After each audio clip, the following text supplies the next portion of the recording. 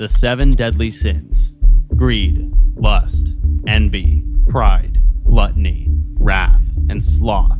There are 7 GTA 5 characters in particular that perfectly exemplify these 7 deadly sins. Starting with greed. Greed is the uncontrollable desire for more, especially when it means sacrificing something important to get it. Devin Weston is the perfect candidate for this sin. He's a billionaire who hides behind a fabricated yoga namaste persona, but every move he makes is driven by profit at any cost.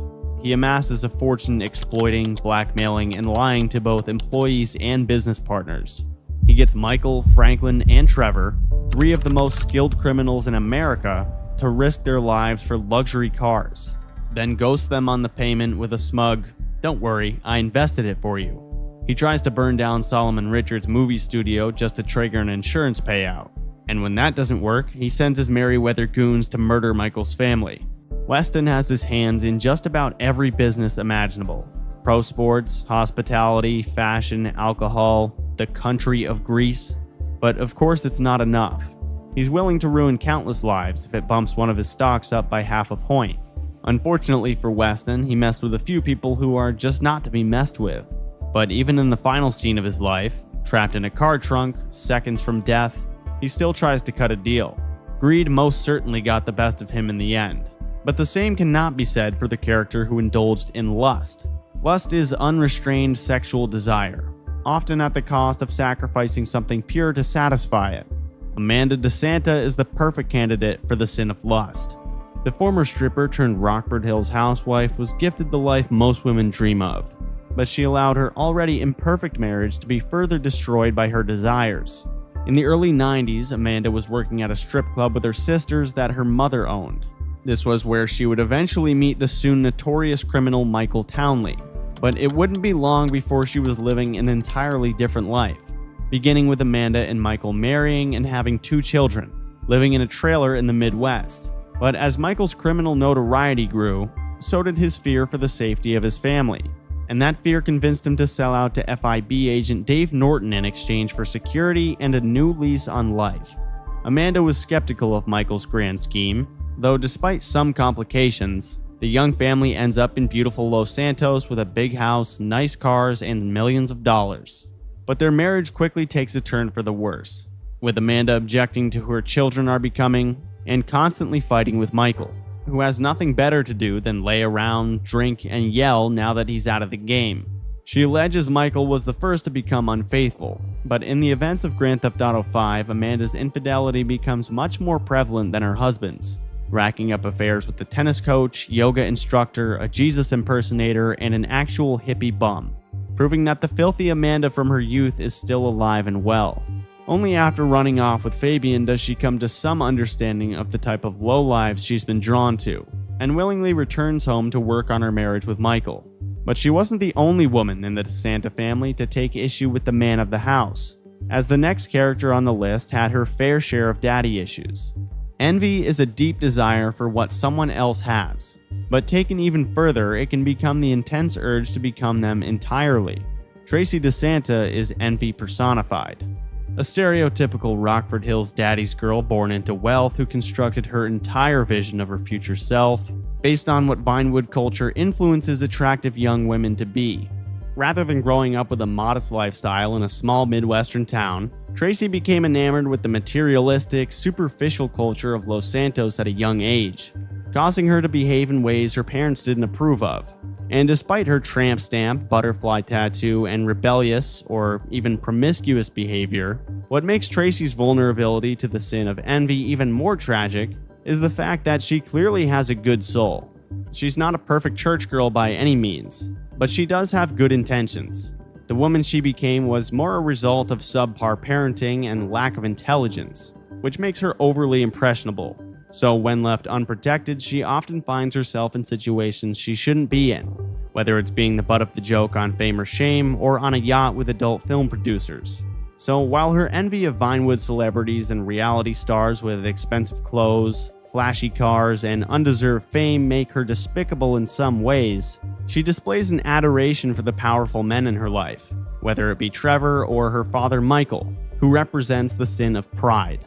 Pride is a dangerously selfish mindset, putting your own desires, urges, and ego above the well-being of others. If we take a look at the events that transpired in Michael De Santa's life, it's easy to say he was consumed by sinful pride.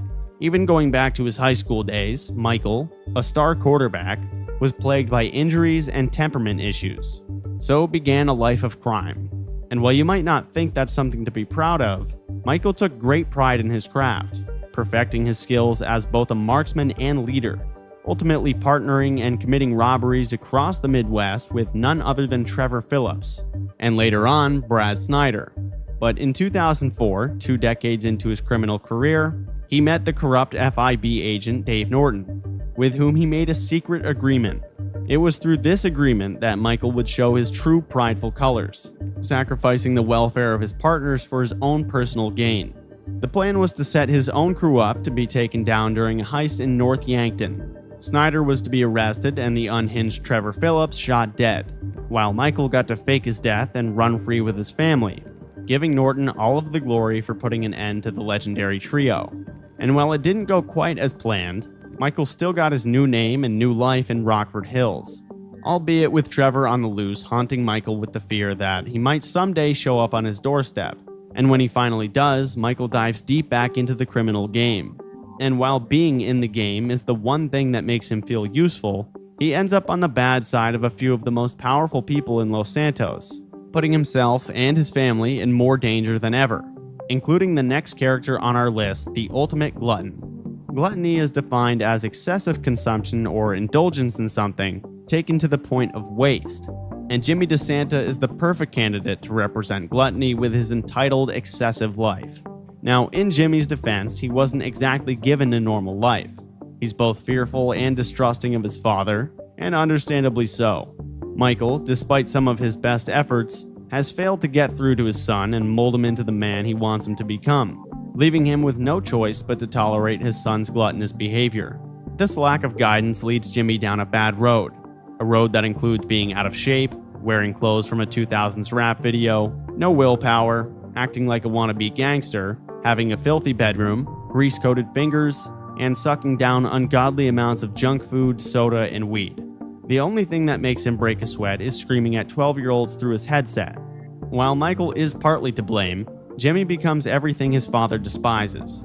And even worse, Jimmy blames him for all of his problems without acknowledging that he is most responsible for what will become of his life, lazily using his father's criminal past as the scapegoat for his pudgy physique, unemployment, poor hygiene, and lack of relationships. Jimmy's poor decisions begin but do not end with being fooled by a credit fraud scheme, storing his weed in the freezer, attempting to sell his father's yacht for drug money and getting himself kidnapped in the process and needing his life to be saved, and last but certainly not least, drugging Michael to steal his car and then take sides with his mother. And the next character, who represents Wrath, even took note of Jimmy's weight gain upon seeing him for the first time in 9 years. Wrath is the simplest of the 7 deadly sins, defined as uncontrolled, excessive anger that often leads to violence, vengeance, or destruction. There are countless people in the GTA universe who fall victim to the sin of wrath, whether it be Michael, Martin Madrazo, or Devin Weston, just to name a few. But there's actually someone who's angrier than everyone in the game put together. And even without ever playing the game, you probably could have guessed he would fill this spot just based on his appearance. The fact of the matter is, Trevor Philips is easily the angriest character in GTA 5, and probably in the history of GTA. And while he was always insane, when you look back on his complicated past, it's not difficult to understand why. Trevor was an unloved and troubled child with a history of rage, though he wouldn't officially pursue a career in crime until the late 1980s, after he turned 20 years old. In his youth, he was an exceptional golfer and hockey player, where he put his anger to good use. But he wasn't always finding perfect outlets, as he also took his aggression out on classmates, animals, and random drifters as a minor. Even more impressively, he was and is a talented jet pilot, but poor psychological evaluations disqualified him from flying in the Air Force.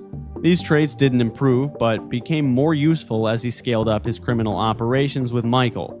In fact, once the crew's North Yankton heist went south, Trevor's wrath only increased, left without his cut of the big score and losing his 2 best friends.